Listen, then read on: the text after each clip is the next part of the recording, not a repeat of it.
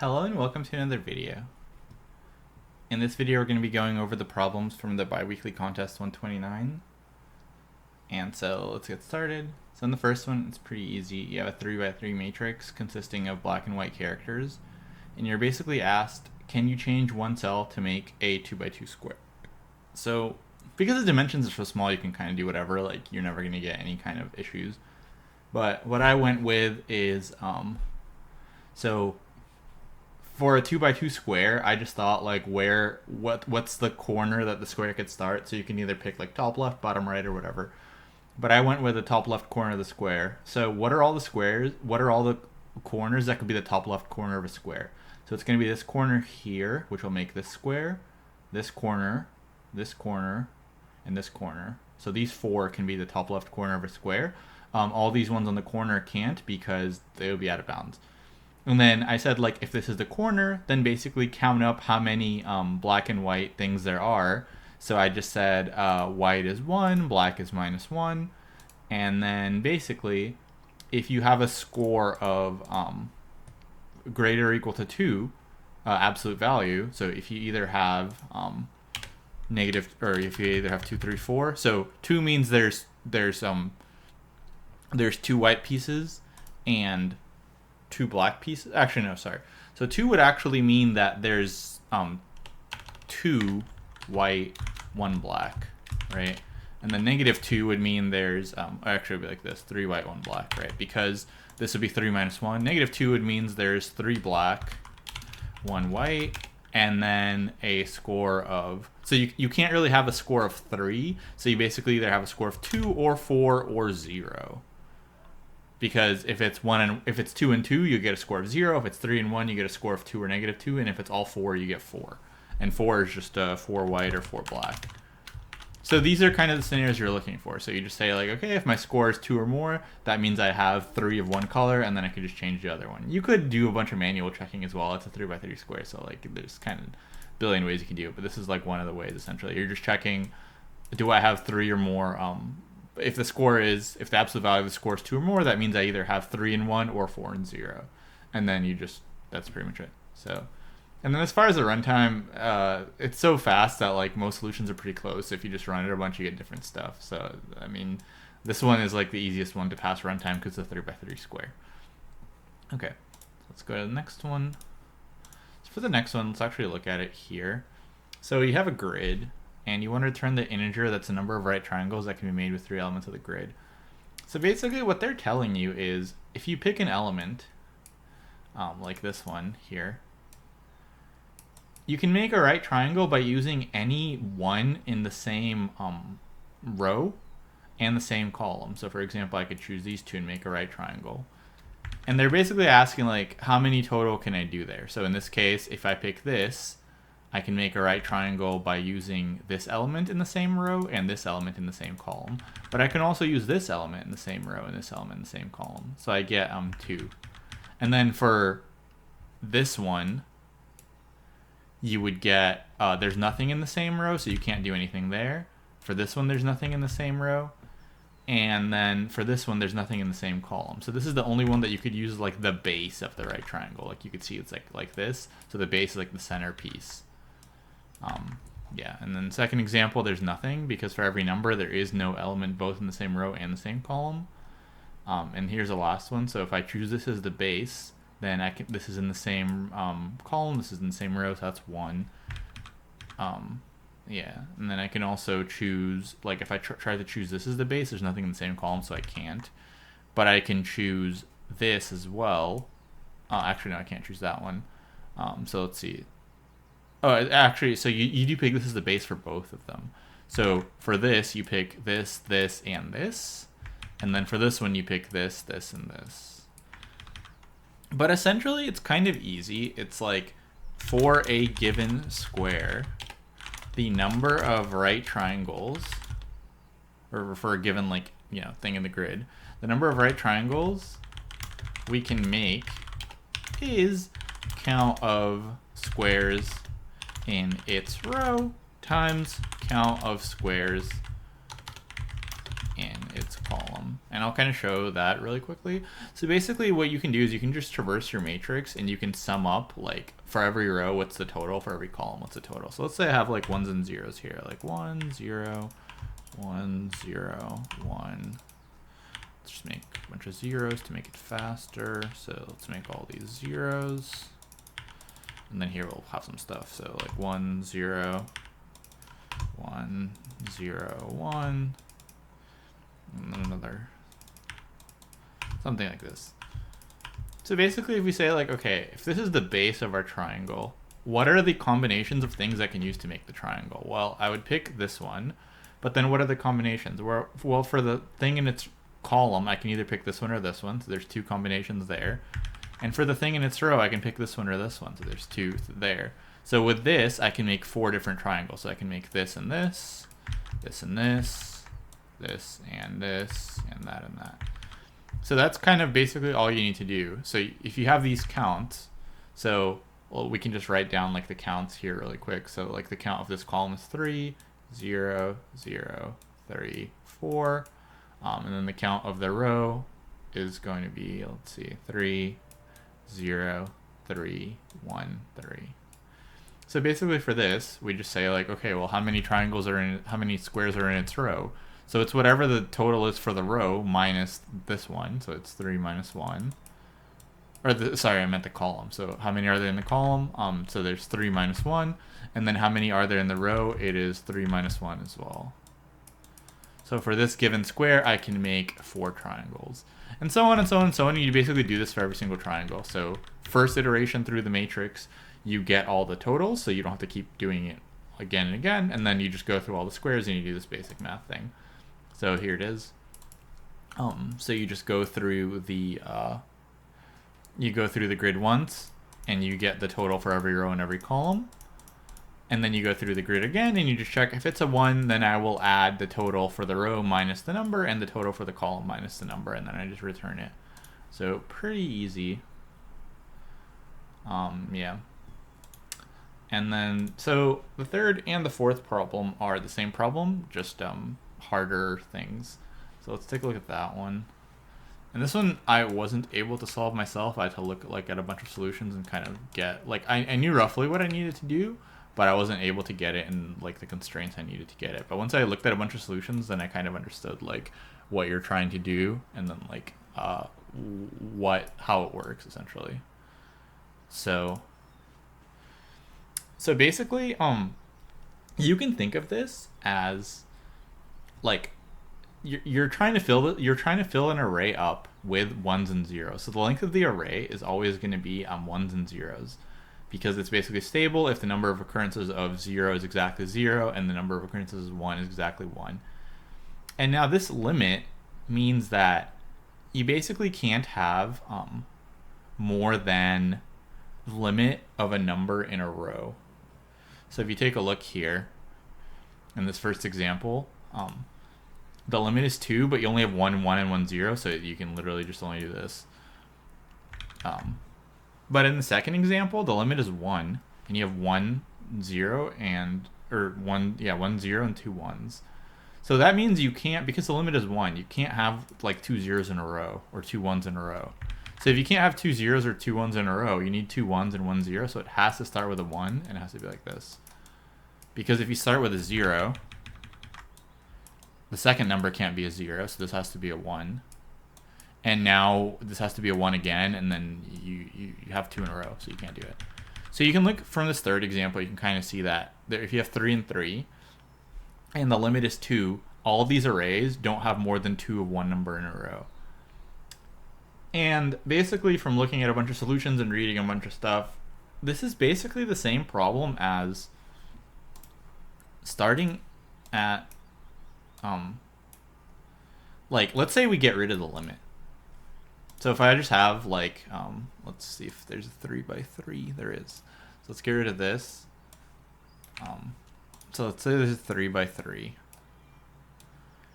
So this is basically saying like, okay, starting at this cell, how can I get to the bottom? Like then this would mean I have 3 1s and 3 zeros. So essentially you can treat 1s and zeros as rows and columns. So I'm going to say this is zeros. and this is ones. And in fact, I basically renamed them to rows and columns. So now that you know that zeros and ones are rows and columns, so and you can kind of swap them, it'll be the same thing. So it's basically saying, okay, how do I get from here to here? And how many different ways can I do that? So let's say we have no limit. So here, you start here. Let's say this is our base case. So this is like one way to get here. And by the way, we can only move. So this is also like an easy DP problem. You can only move right or down, right? So you can only increase the number of ones or the number of zeros. So you can only move this way or this way. It's basically asking you how many ways can I get here. This is no limit. So like if you traverse this row, there's only one way to get here, right? You basically just have to go this way. Similarly, there's only one way to get here. So this is all ones. And now for every cell here, it's basically just, I could have gone, like if I'm at this cell, I could have gotten here from here, or I could have gotten here from here. This is like 2, 3, 4, 3, 6, 10. I think this is right. So it's, if I've screwed up something, but essentially it's something like this. And for example, like here, just to show you some paths. So here it says you can get here 2 ways, and you can, right? You can go this way, or you can go this way. Here you can get here 3 ways. So like one way would be this. Another way would be this, and then another way would be this, and that's the only way, and so on and so on. So this is how you do without a limit. But the problem with the limit is, like, let's say in this exact case, the limit here is 2. So now a bunch of these cells are basically invalid, like you can't actually get here. For example, you can never go to this cell because this cell means, like, you know, let's assuming rows and columns, you can't like, if the limit is 2, that means you can't go in one direction for more than 2 times in a row. So if I start here, I would go like 1, 2, 3, and I can't do that because that would be the equivalent of having like 3 ones or 3 zeros. So I can't do that. I can't do this. I can't do things like this. So a bunch of these paths become invalid. And then basically what you need to do is, for every single cell, you can just figure out, like, what are all the ways I can get here, right? Which is like this number. And then what are the paths that are invalid? And also you need to mark the paths that are invalid that you haven't accounted for before. So if I can get to this cell from this cell or this cell, if a bunch of paths are marked invalid already in these, like we know this is like the true way to get from here to here and from here to here, you're basically asking, from every path I get here from, what are the paths that are valid in these that are not in here? So if I get here from these two, the paths that are valid in this, like this path is valid, right? Because it's only 2, but I can't do this. So that would be the one that was valid and becomes invalid. Similarly, from here, when you go to here, the path that was valid is this, but now this is invalid. So basically, the idea is, for every cell, add up total from cells to get to it, then figure out what paths are invalid, and subtract those. And so if you actually look, so for this cell, the path that was invalid was this path here. But in this case, like, I just have one number, but it actually matters where you came from. Because let's say this matrix is huge. So if I came here this way, but I came, like, let's say this wasn't the start of the matrix. Let's say, let's just draw a bigger one really quick. So let's say this was like this, and our limit's 2 again. So let's say I get here from here. Well, this would be invalid, and it was valid here, right? So that means I went 3 rows down. But if I came here from, like, I don't have to count paths like this, because this path would, even though this was kind of similar to the other one, right? This was similar to this one. It was similar to this one. The difference is this one would already be invalid in this cell here, right? Because there's already 3. But this one is not invalid. And the reason is because this one, I came not down, but I came from the left. So for every cell, before marking it invalid, like when you're trying to figure out what paths are invalid, you also have to know, where did I come from? Did I come from did I go down or from the left? And then you can figure out like what paths were actually valid before and what paths are invalid. So instead of just storing a total, I'm going to store two numbers. I'm going to store the number of ways I could have gotten here coming from the left, and then the number of ways I could have coming down. And I'll kind of show why that is. And then that way you can figure out like exactly what to subtract. So we're going to go through this example here and kind of how it works. So let's do that. So let's just delete everything and then go through this. And yeah, like I tried to do a DP. Like I kind of understood that you need to do DP because like you have a bunch of choices. Like, do I mark it as 0 or 1? I didn't really see any other ways you could do it given the constraints. But it was very hard to figure out like what are my actual constraints. This is like very, very hard. But yeah, you can probably do this memoization too. But this one actually bottom up is like easier, I feel like. Anyway, so let's do a 3x3. So remember, these rows and columns symbolize zeros and ones. So it's literally the same thing. So basically, let's say in this example, I need 3 zeros, 3 ones, and my limit is 2. Meaning any path that goes 3 or more in a direction is invalid, right? The most I can go is 2, like this. So this square doesn't really matter. You're basically not going to use it for anything else. But I guess maybe you can. But let's say like this is just, so I'm going to store two numbers, remember. I'm going to store the number of paths I can get here from going down the row, and then the number of paths I can get here from going from the previous column. So this will just be 1, 1. So this is kind of the same thing.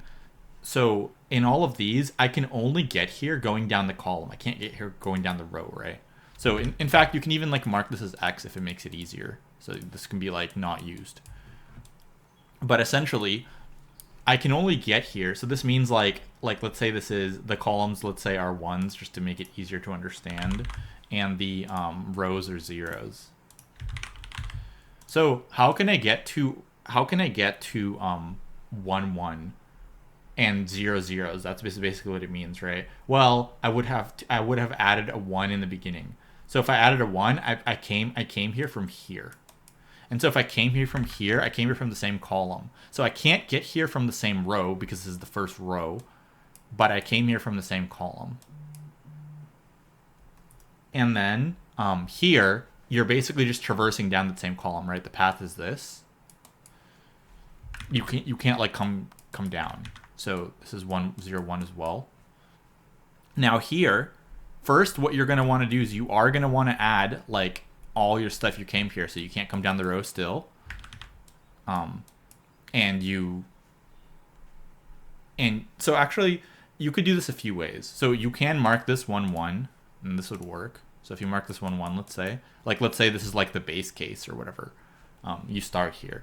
So you did come here from here, which is the same column. And by the way, so when you figure out how many ways are there to come from the same column, I'm actually going to add both of these and then store it here, right? Because it doesn't matter how I got to this column at first. Like first, I'm just going to count all the ways I can make it here, and then I'll get rid of the ones that are invalid. So all the ways I can make it here just coming from this column, which is the total of these two.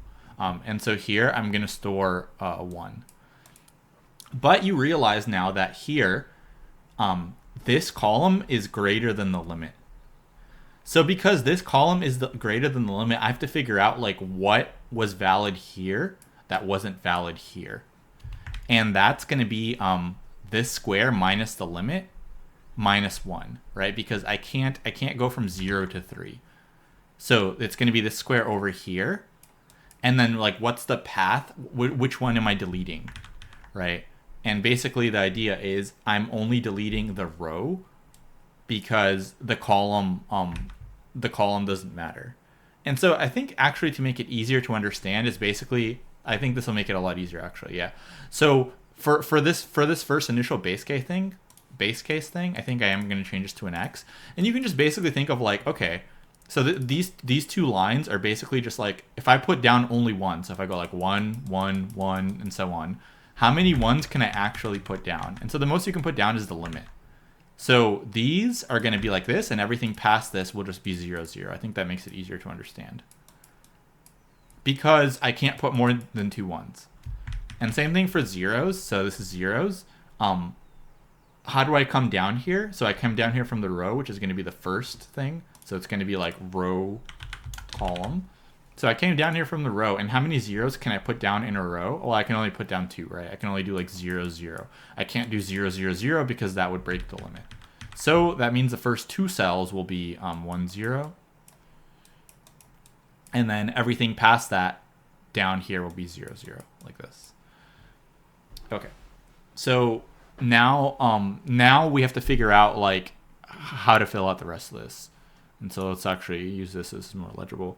So to get to this cell, so this represents we have 1, 1 and 1, 0. And we can come here from this way.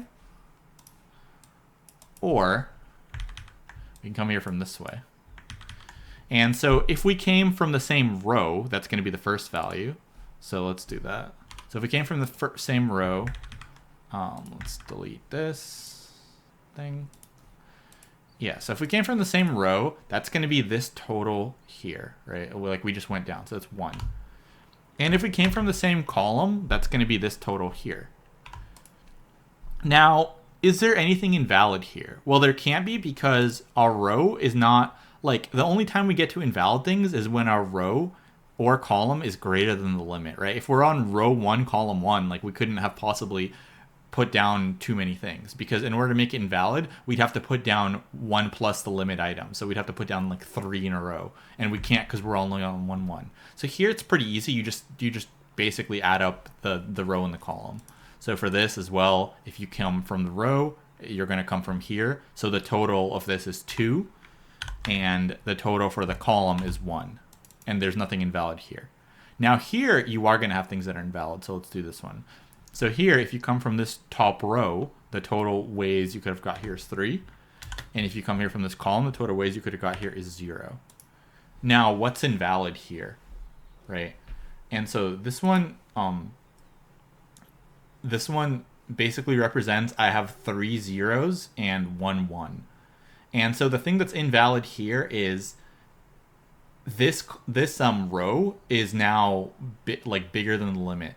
So the row I want to check is this. I want to check the same column, because the column can't be invalid, right? Like I can't have, this is too small. But for the row, you want to check the row over here, because if I went, because this basically would represent putting down a 1, right? Like to get here, I put down a 1, and then it would be like 0, 0, 0. It's this path here, right? It would be like this path. This path is invalid. And so that path is invalid, and that's the one we have to take care of. So we check in the same column, but 3 rows up. And then we also, remember, this path is invalid, but something like this or something, we already, we don't have to worry about. So essentially, this is the path that we're trying to invalidate, right? Because anything longer than that would have been taken care of. Like we couldn't have gone down like 4 in a row or something. This is the path, and this path doesn't, I guess, doesn't actually exist in the matrix, but this is the path we're trying to invalidate. So we came here from the same column, and then we went down. So how many ways is that possible to do that? Well, to come here from the same column, that's this number here, right? Because it represents the column. So essentially here, for this number, you came down like this way, but now you also have to subtract this 1 because this path is invalid. So basically this path, yeah, I think I drew it a bunch, but this path is invalid, and that's what we're getting rid of. So let's do that. Okay, now for these two, they're still too small to be invalid, right? Like if you have 2 of each, you can't make 3 in a row, so it's not possible. So here it's pretty easy. So here from the same row, it's 1, and from the column, it's going to be 2. And then here, so hopefully I add all these up correctly at the end. Well, I guess we'll see what happens. Here, same thing. So this is going to be 3 and 3, right? Because same row is 3, same column is 3. Now here you're gonna, or let's actually, it doesn't matter.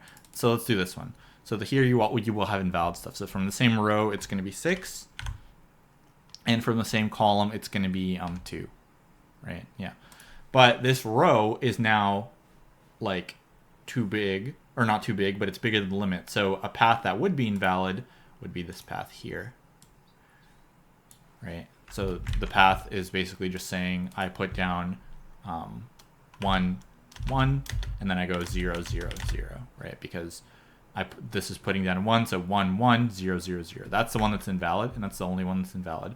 So it's basically, when you're checking the row, like as a basic thing, when checking row above, we only care about value that came from same column.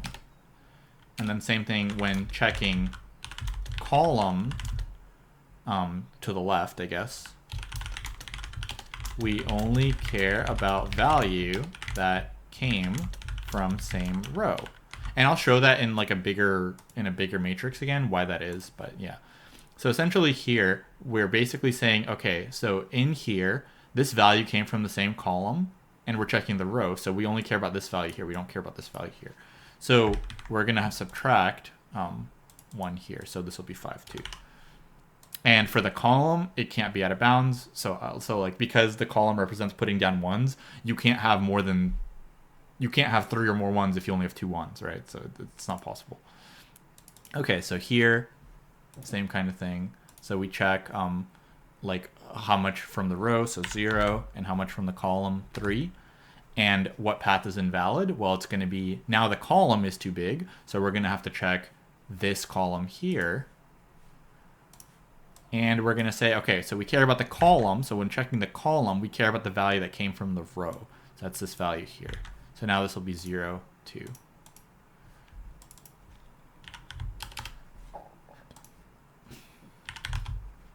Okay.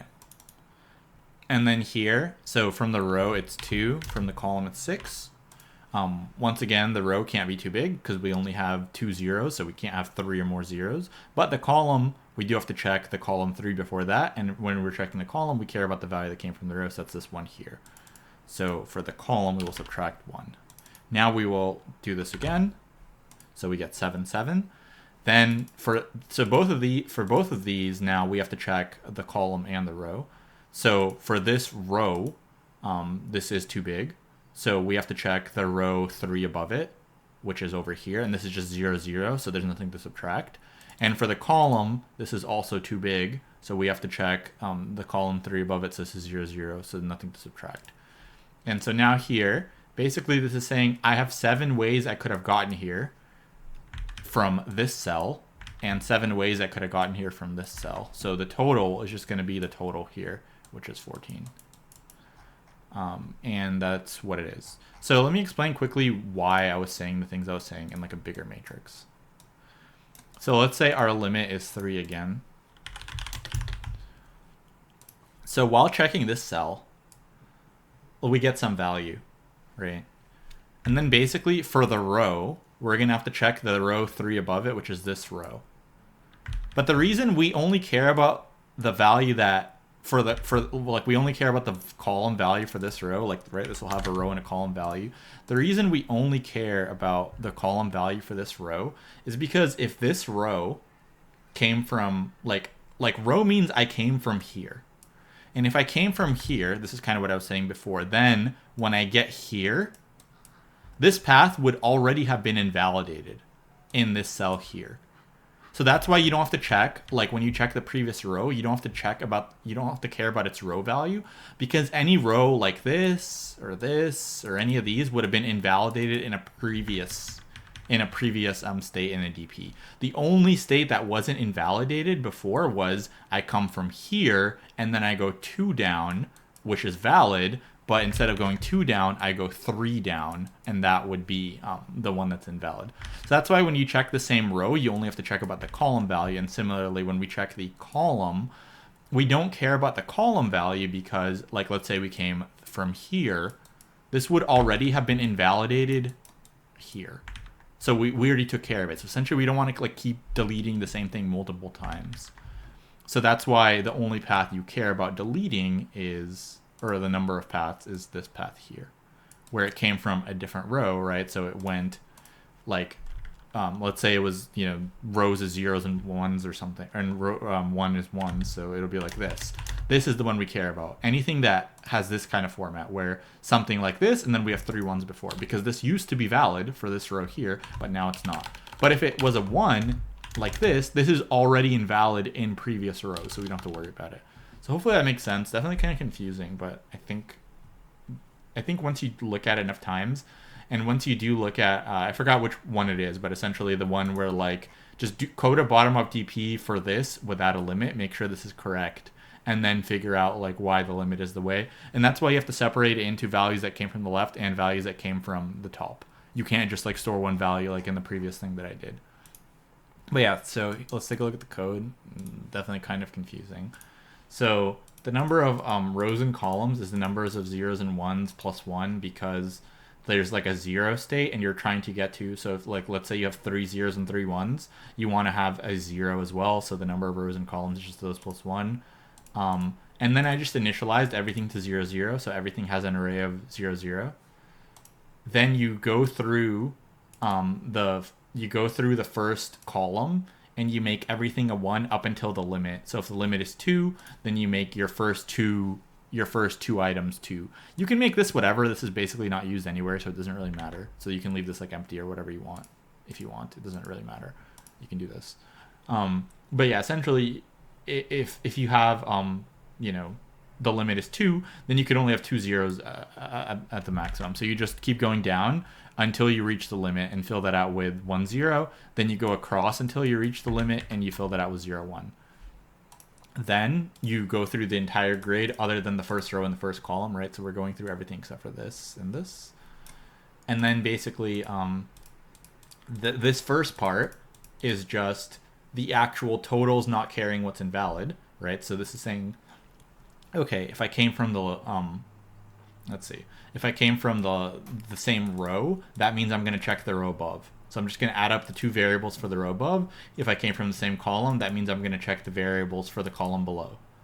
And now you do your subtraction. So you basically say, like, if my row is greater than the limit, like in this big thing, if I'm at some random thing here, there will be a path that was valid before that is not valid now. And then like, where is that? So if my row is greater than the limit, the path you have to check for is limit minus 1. So if the limit is 3, I think I actually drew this wrong. Yeah, it's in this picture. This picture was for limit equals 2. So if limit is 3, it would actually be you go down 4 rows, because this path was valid, like, right, 1, 2, 3. But now this is the one that's not. So if the row is bigger than limit, then you go back limit minus 1 rows, and then you want to get rid of the column value. And so that's what I did here. So if row is greater than the limit, you subtract row minus limit minus 1. You get rid of the column value. You don't care about the row value because that's already invalidated. Same thing with the column. If the column is greater than the limit, then you go back limit minus 1 columns and you get rid of the row value because the column value is invalidated. Then you just mod by mod and return. The rest of it's pretty easy. But coming up with this is like pretty insane, to be honest. But once you do see it, it does make a lot of sense. So I think this is also like pretty good for practice, is like, a lot of these really hard problems, at least for me, like I'd say this level problems, I can probably solve 30 to 50% of them, I'd say, if I'm being generous. Like a lot of these do get pretty tough. But what I can do is I can take a solution or an explanation, figure out like what's going on, write it myself, and then explain it to someone else. And that's still like, you know, growth. And when you start with like LeetCoding, obviously if you're doing these, you're like pretty good at it, but it's the same kind of thing, right? You weren't able to solve most problems. You can take the solution, figure out what's going on, and then get it to a level where you can code it yourself. And now if you do see this kind of thing in a future thing, you're like, oh, okay, yeah, this is just like count the number of paths and invalidate paths as I go. I've seen this pattern before. And then it's basically just like memorize a bunch of patterns, see a problem, and be like, oh yeah, I've seen this pattern, I can apply it to this problem. So that's the main thing you want to take out of these, is learning patterns that you can apply to other problems. So yeah, this previous stuff I drew was for limit equals 2, not limit equals 3. That's where you go back 3 cells. So hopefully that makes sense. And then yeah, so this is going to be now, well, I guess we can go through the time and space for this one. So time, so you're basically going through like a matrix of zeros and ones. So this is like 0 times 1 now. And then your space is also 0 times 1, which was like the really tricky thing. Like I was trying to come up with some, I think that the constraints were a lot easier. Like even my solution for this medium one, I think got a TLE at first. Yeah, I think I wrote it like this kind of thing got a TLE because I just had like too many variables.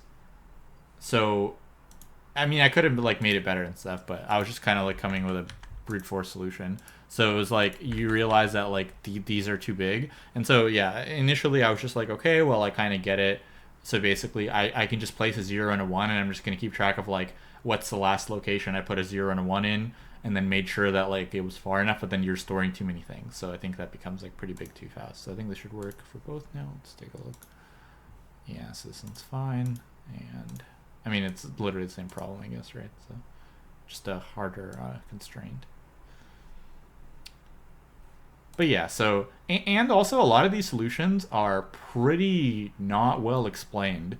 So if you can take some of these solutions for these hard problems and like figure out what's going on, which is kind of what I did, that's like a big step. You don't have like a good editorial generally. It's still like, here's some code, here's like some random logic, good luck. So even like reading the solutions for these types of problems and understanding what's going on and being able to code it yourself is like a big step. But yeah, hopefully this is helpful. So yeah, first two problems kind of fast. This one I think makes a decent amount of sense, hopefully, after I explained it. But let me know if you have any questions still. And yeah, if this is helpful, please like the video and subscribe to the channel. And I'll see you in the next one. Thanks for watching.